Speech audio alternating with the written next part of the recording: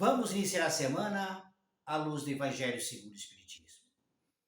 E hoje vamos falar do capítulo 28, Coletânea de Preces Espíritas. E vamos falar precisamente do item 81, do primeiro parágrafo. Então, o processo obsessivo. O que acontece sobre os encarnados?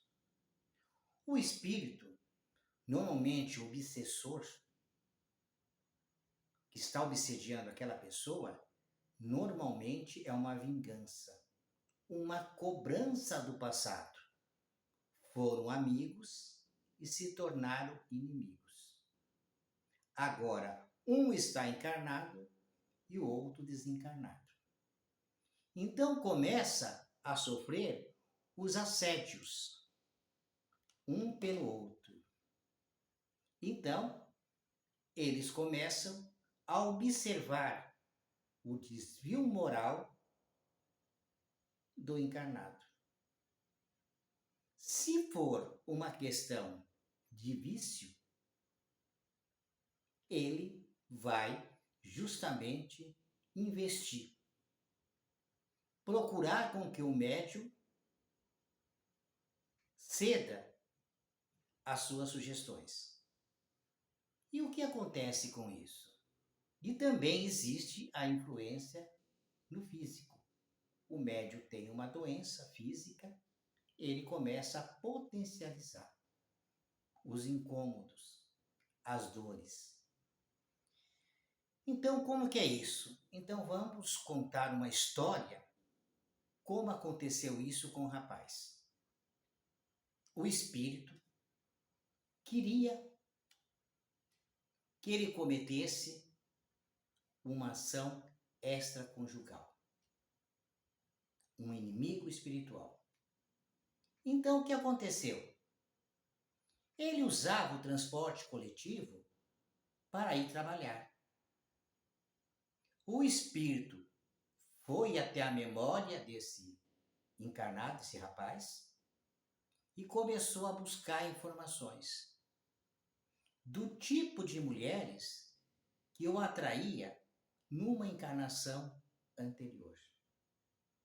Então, o que ele fez? Fez uma jovem com aquela característica se aproximar dele no transporte coletivo. Ele se sentiu atraído por aquela jovem. Então, começaram a se conhecer. Todos os dias, no mesmo horário. E ele aceitava as sugestões. Então, o que aconteceu? Chegou o momento que ele teve um caso com essa moça. E então, o seu casamento desabou. Assim é um processo obsessivo nesse caso. Existem outras formas, no vício, na violência, na sexualidade, como foi o caso, e outros são infinitos os processos. A gente contou um para dar um exemplo. Então esse espírito sugere que a gente faça uma prece a ele, pedindo a ele, a esse espírito,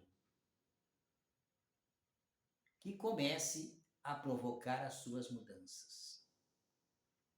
O próprio obsediado também incentivado a orar por ele, para que ele siga um outro caminho, para que ele entenda a sua situação.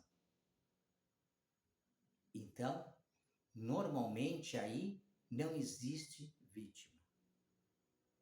O próprio obsediado causou o problema na desavença no passado. Então, é uma vingança. O que eles aproveitam para sediar aquele que está aqui? As brechas, os desvios morais. ele já tinha essa tendência. O que essa entidade fez? Explorou o que já está no médium. Já existe nele essa tendência.